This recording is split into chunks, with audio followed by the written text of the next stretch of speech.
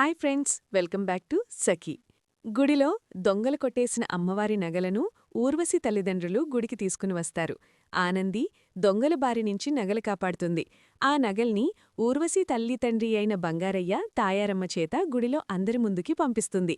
ఇంక పూజారి తాత బంగారయ్య తాయారమ్మ తీసుకొస్తున్న నగలను చూసి, సీతమ్మవారి నగలు దొరికేశాయండి, అవిగో అంటూ అందరికీ బంగారయ్య తాయారమ్మ వైపు చూపిస్తాడు. అవి తెచ్చి గుడి చైర్మన్ చేతికి ఇస్తారు.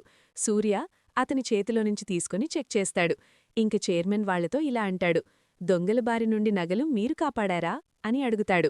ఒక అమ్మాయి కాపాడిందండి అని చెప్తుంది తాయారమ్మ.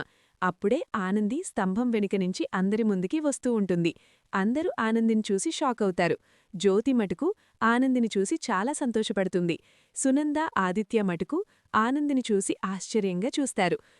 అమ్మ కుట్టి, సీతమ్మవారి నగలను కాపాడింది నువ్వా అంటాడు పూజారి తాత. నగలు కాపాడిన నీ చేత్తోనే సీతమ్మవారిని అలంకరించు అని చైర్మన్ చెప్తాడు.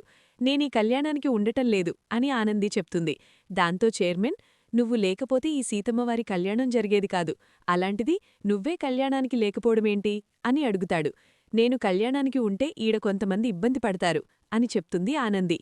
చెప్పండయ్యా, ఈ అమ్మాయి కళ్యాణంలో ఉండడం వల్ల ఎవరికిబ్బందిగా ఉందో చెప్పండి అని సునంద వైపు చూసి, అమ్మ సునందగారు, మీరు చెప్పండి, ఈ అమ్మాయి కళ్యాణంలో ఉండడం వల్ల మీకేమైనా ఇబ్బంది ఉందా అని అడుగుతాడు చైర్మన్. దాంతో సునంద కోపంగా మౌనంగా ఉంటుంది. ఆనంది మటుకు బాధపడుతూ ఏం చెప్తుందో అని వేచి చూస్తూ ఉంటుంది. మరిన్ని అప్డేట్స్ కోసం ప్లీజ్ సబ్స్క్రైబ్ చేయండి. Thanks for watching.